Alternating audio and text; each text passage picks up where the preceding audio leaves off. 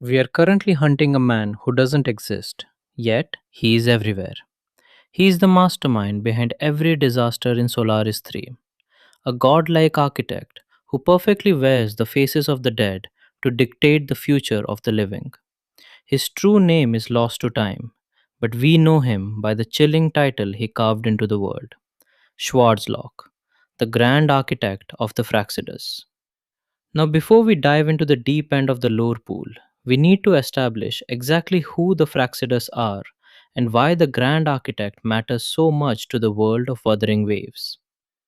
The Fractsidus isn't just your run of the mill group of villains, they are a global extremist organization with a terrifyingly grand design. They want to trigger a true lament. To them, the apocalyptic disasters of the lament aren't tragedies, they are a necessary step for human evolution. And sitting at the absolute pinnacle of this organization's decentralized hierarchy is the Grand Architect.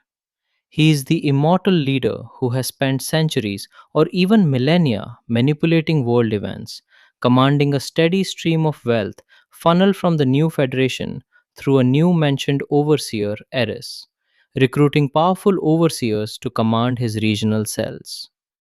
So, what do we actually know about his methods? He is known as the thousand faced survivor due to his resonance ability that grants him perfect shape-shifting and frequency mimicry.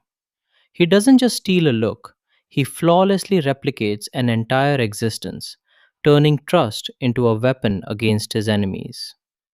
During the Rinashita crisis, he took the form of the ferryman Charon within the Dark Tide's Styx Lake to stall Rover and Galbrena. He is so powerful that he can mimic ancient concepts like death itself, treating the environment and its myths as his own personal stage. In Lahai Roy, he infiltrated Startorch Academy disguised as a student named Nivora. He is a master of hiding in plain sight, boldly placing himself directly next to the very people investigating him and monitoring them from a hospital bed. Centuries or millennia ago, under the guise of a researcher named Wei Ying, he funded the stalled Etheric Sea initiative, and he was also the one who intentionally damaged the Stridergate seal to unleash the extraterrestrial Threnodian Aleph 1 into Lahai Roy, leading Emith being a digital ghost. His sabotage isn't just modern day terrorism. He has been setting up the board for centuries, playing a lethal game that outlasts human lifespans. He murdered and flawlessly replaced Luke Herson's adoptive father to hijack the Novial group's Golden Serum Ichor research. His infiltration is so absolute and callous that Luke suspects the architect was literally smiling inside the coffin as the family buried the fake body in the rain. He exploited Frolova's grief by shifting into her dead friend Triss just because he claimed she liked it. He weaponizes the deepest traumas of his own people, psychologically manipulating them to abandon their personal goals just to serve his ultimate design.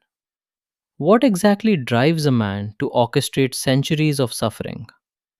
If you look at his ideology, the Grand Architect is driven by a profound, almost terrifying God complex. He genuinely believes that humanity, as long as it is protected and cradled by the Sentinels, will never walk, let alone evolve. To him, the Sentinels enforce a set future built on lies, and the current state of the world is just civilization's infancy. He wants to tear down this predetermined order and put fate back into humanity's own hands. But his method for doing this is mass destruction. He views tacit discords not as monsters, but as biological miracles. By crossing forbidden scientific boundaries to merge human consciousness with tacit discords, he believes humanity can transcend its fragile flesh, cheat death, and cross the final gateway into eternity. And yet, despite his arrogance, he is incredibly pragmatic and coldly calculated.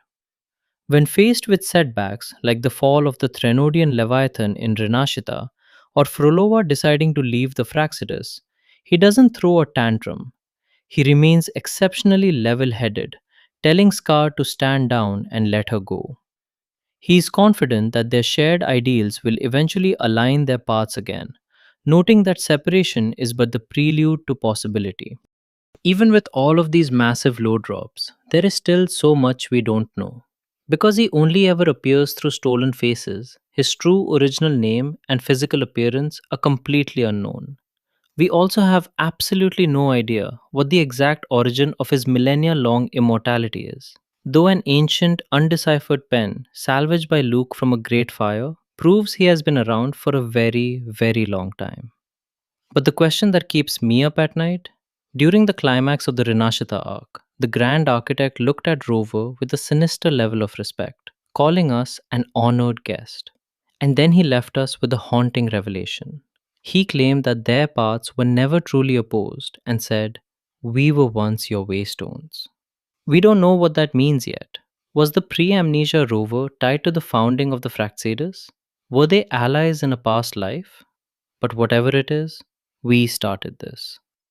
Or he did. And I'm not sure which is worse. Is the Grand Architect a necessary evil for humanity's survival? Or just a madman playing God? Drop your theory in the comments, because next time we're diving deeper into what the Fractsidus actually wants. And it's not what you think.